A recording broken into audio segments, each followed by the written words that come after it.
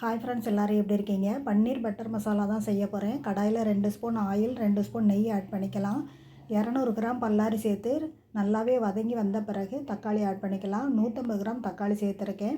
தக்காளி நல்லாவே வதங்கி வந்த பிறகு ஃபேனில் நல்லா ஆற விட்டுருங்க. நல்லாவே ஆறின பிறகு அது கூடவே 10-20 முந்திரி பருப்பு ஆட் பண்ணி நல்லா அரைச்சி எடுத்துக்கலாம். முந்திரி பருப்பு இல்லைன்னா நீங்கள் பொரிகடலை கூட ஒரு 3 ஸ்பூன் சேர்த்து அரைச்சி எடுத்துக்கோங்க.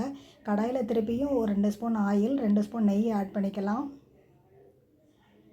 1/4 டீஸ்பூன் மஞ்சள் தூள், Kashmiri chilli powder 2 spoon, 1/4 teaspoon garam masala, 2 spoon biryani powder add பண்ணிக்கலாம். நீங்கள் பிரியாணி பவுடர் இல்லைன்னா பட்டை, சோம்பு, பிரியாணி இலை எல்லாமே ஆட் பண்ணிக்கலாம். காரத்துக்கு தகுந்த மாதிரி வத்தல் பொடி சேர்த்து பச்சை வாசனை போகிற வரை நல்லா மிக்ஸ் பண்ணி எடுத்த பிறகு அரைச்சி வச்சுருக்கிற தக்காளி அண்டு பல்லாரி கலவையை சேர்த்து ஒரு 2 நிமிஷம் நல்லாவே மிக்ஸ் பண்ணி விட்ட பிறகு தேவைக்கு தகுந்த மாதிரி தண்ணீர் ஆட் பண்ணிக்கோங்க. தேவையான அளவு உப்பு ஆட் பண்ணிக்கலாம்.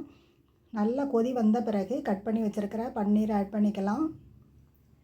பன்னீர் சேர்த்து ஒரு 5 அல்லது 7 நிமிஷம் நல்லாவே வந்த பிறகு 2 ஸ்பூன் ஜீனி ஆட் பண்ணிக்கலாம்.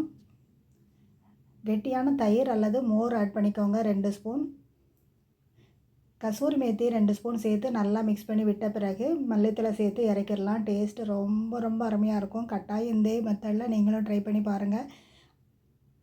பூரி, சப்பாத்தி, நானுக்கெல்லாம் ரொம்பவே அருமையாக இருக்கும். குழந்தைகள்லேருந்து பெரியவங்க வரை எல்லாருமே விரும்பி சாப்பிடுவாங்க. ஹோட்டலில் சாப்பிட்ற டேஸ்ட் அப்படியே நம்மளுக்கு கிடைக்கும். வீட்டில் செஞ்சு சாப்பிடும்போது காசையும் மிச்சப்படுத்தலாம்.